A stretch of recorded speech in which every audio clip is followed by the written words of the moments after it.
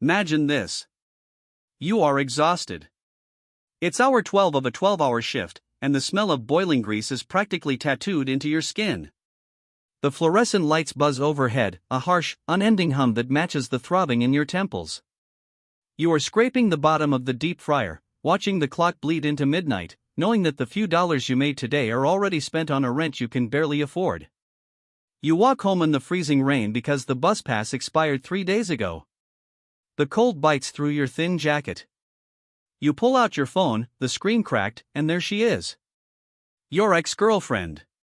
She's smiling on the deck of a yacht, holding a glass of champagne, leaning into the shoulder of a guy wearing a suit that costs more than you make in a year. She didn't leave you because she stopped caring. She left because love doesn't pay the heating bill.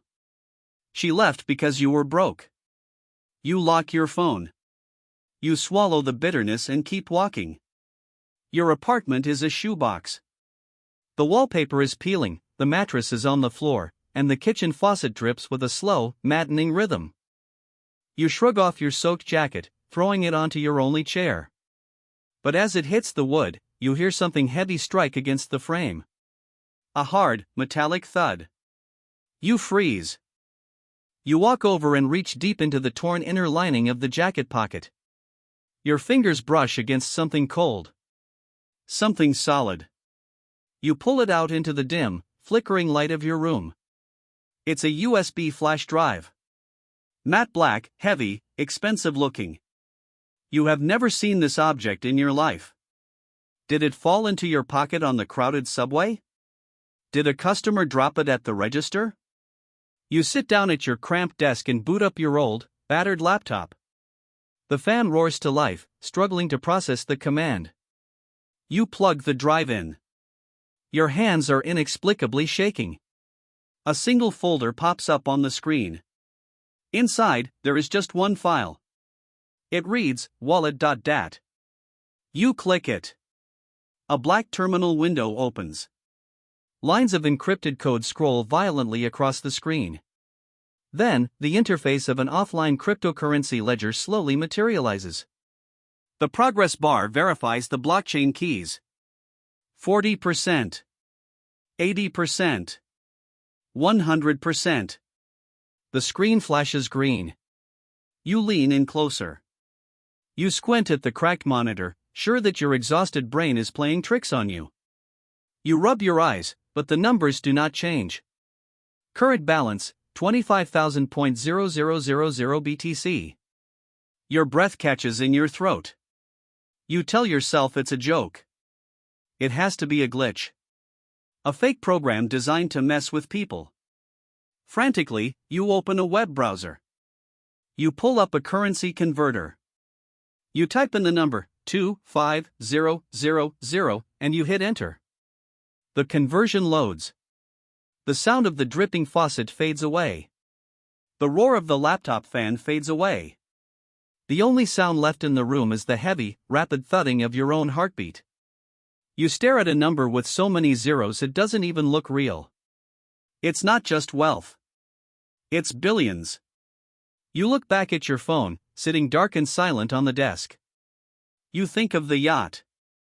You think of the suit. In the span of 60 seconds, the miserable, broke version of you ceased to exist. Your life just changed forever. You do not sleep. How could you? For the first hour, you just sit there in the dark, the black metal of the flash drive burning a hole in your palm.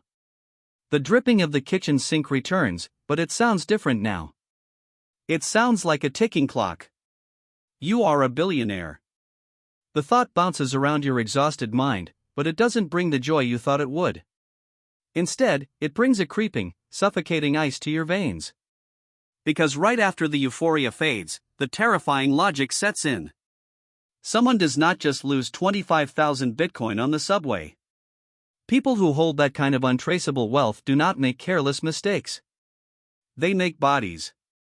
Who does this belong to? A cartel? A rogue state? A shadow syndicate that would burn this entire city block to the ground just to get it back? And more importantly, do they know where it is? You plug the drive back into the laptop, your hands shaking even worse than before. You pull up the ledger's transaction history. The last movement of funds was exactly 3 hours ago. Right around the time you were walking down the dark alley near the restaurant. Your mind races back to the rain. You remember a guy in a dark trench coat brushing past you, stumbling hard into your shoulder. You thought he was just another drunk. Now, you realize he wasn't stumbling. He was slipping the drive into your torn pocket. It was a blind handoff. A desperate move by a dead man running out of time. You stare at the screen. You are sitting on a mountain of gold, but you are completely buried underneath it. If you try to cash it out, if you move even a fraction of a single coin onto a public exchange, the blockchain will light up like a flare in the night sky. The original owners will see the ledger update. They will trace the IP address. They will be standing at your flimsy apartment door before the money even hits your bank account. You can't buy the yacht. You can't win back the girl. You can't even buy a hot meal without signing your own death warrant. Suddenly, the dead quiet of the night is shattered. Footsteps. Heavy, deliberate footsteps echoing in the hallway outside your apartment. They aren't the shuffling steps of your elderly neighbor. They are the calculated, synced treads of people who know exactly where they are going. The footsteps stop. Right outside your door. You hold your breath. The silence is deafening.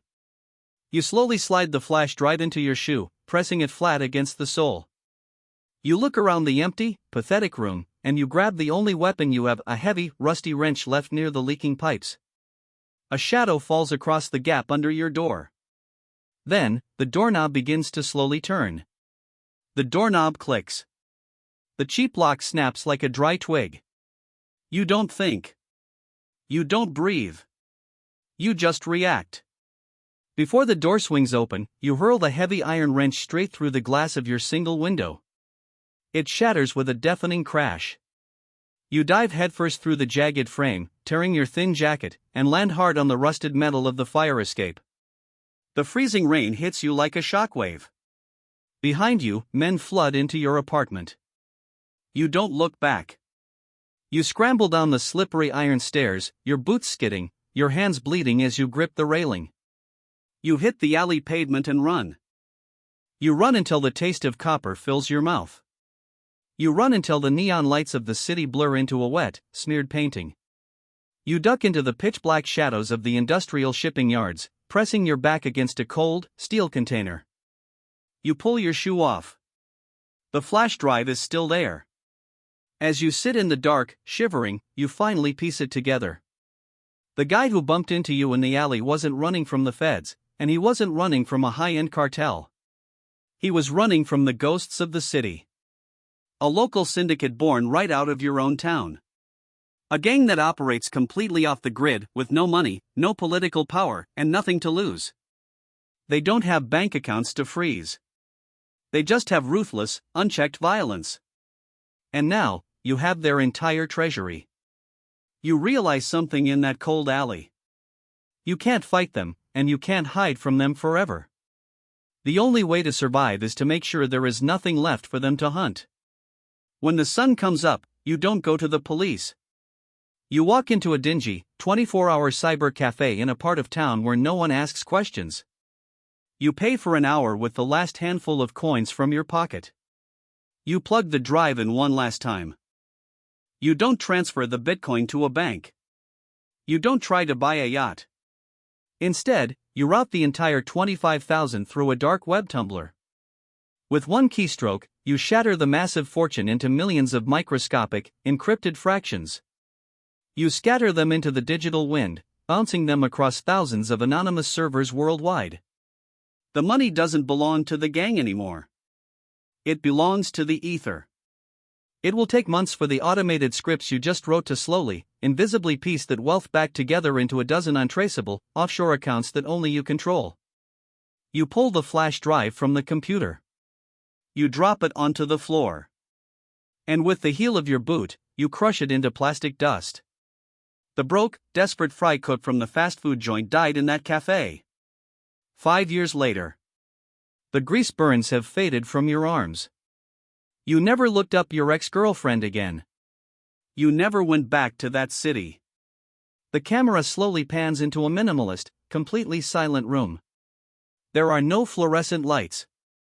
The space is illuminated only by the warm, flickering glow of a candlelit study. You are sitting at a heavy oak desk. You reach up, adjusting the brim of a tweed newsboy cap, pulling it low over your eyes. The chaos of your past is gone. You bought your ultimate freedom, the ability to completely disappear. You reach out and press your fingers against the keys of a vintage typewriter. The loud, rhythmic clack-clack-clack of the ink hitting paper fills the quiet room. You aren't running anymore.